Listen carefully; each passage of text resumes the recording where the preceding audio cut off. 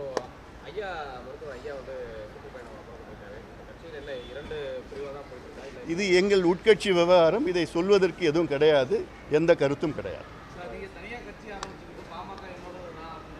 இது எங்கள் உட்கட்சி விவகாரம். இந்த கருத்து சொல்வதற்கு எதுவும் இல்லை. இது எங்கள் உட்கட்சி விவகாரம். கருத்து சொல்வதற்கு எந்த நீங்கள் என்ன கேளுங்கன்னா கேளுங்க.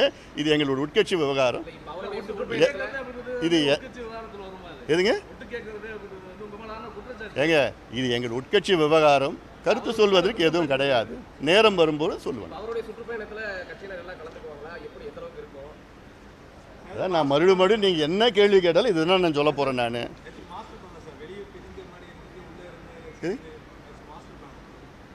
என்னம்மா நன்றிப்பா, நன்றி. நீங்களே கற்றுக் கொடுப்பீங்க.